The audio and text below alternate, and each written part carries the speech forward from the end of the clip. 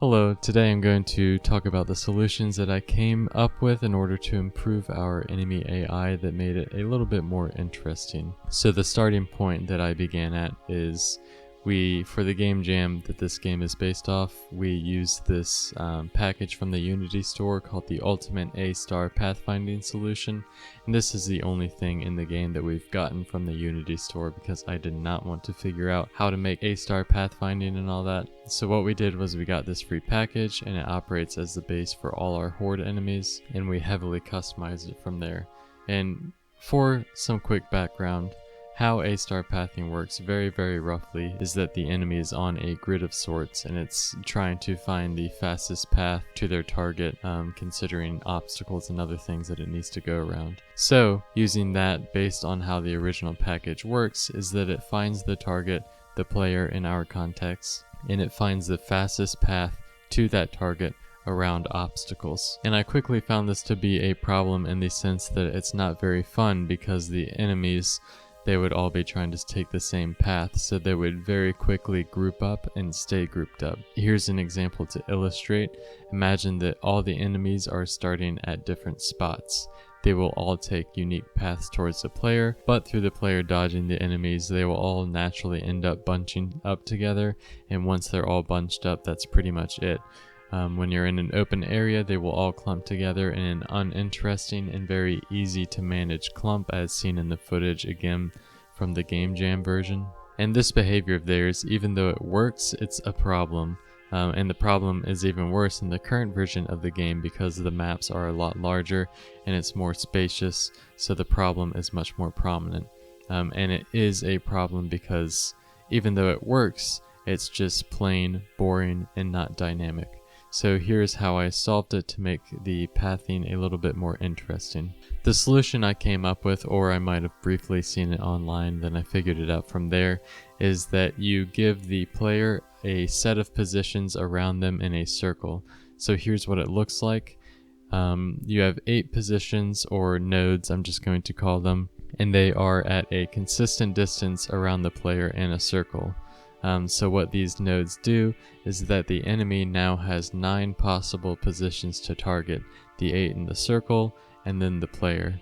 So what this allows the enemies to do is to target one of the nodes and move towards it in the same way as before with the normal A-Star pathfinding, but the difference is that different enemies have different target nodes, and which node it is targeting at any specific moment changes randomly after a specific number of seconds. So for example, you could have 3 enemies.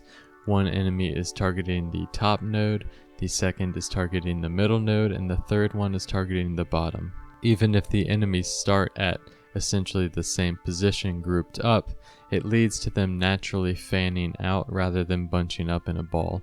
This fanning out is a small change, but it really makes a difference in the way that the game plays.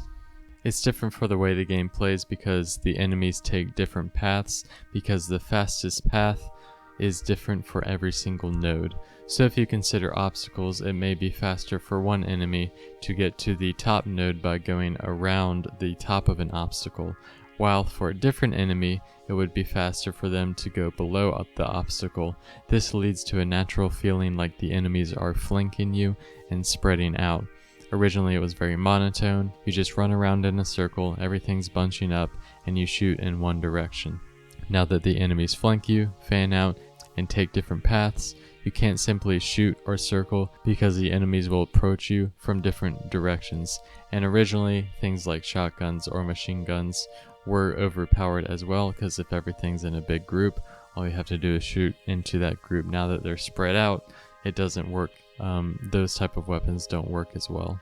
And the final piece for how this works is that once enemies do get close to their target node within a range of X, whatever that number is, they switch their target to the player, as that's their true objective. This seemingly simple change with the node system makes the enemies significantly more fun and interesting to play.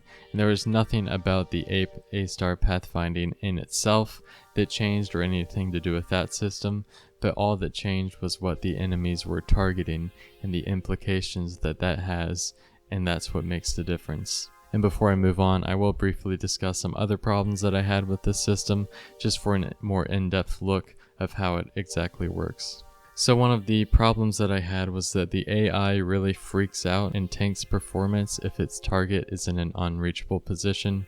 For example, if it's surrounded by obstacles that the enemy is set to navigate around, or if the thing is like in a wall that the obstacle is supposed to navigate around, which the target nodes initially would enter into walls. So I fixed this by giving the target positions colliders and fixed joints. These joints essentially keep it on a rail so that it can only move towards the player or away from the player.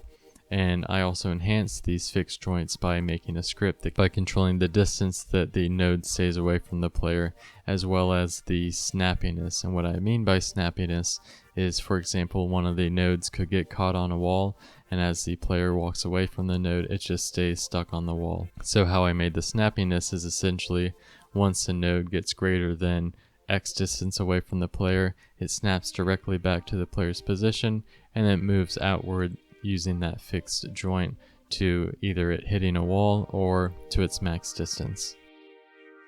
So that was a look into how we made the pathfinding of the enemies a little bit more interesting. I'm very happy with this system, and I hope that it will make the game more fun for players. I hope you all enjoyed a look into the development. Have a great day.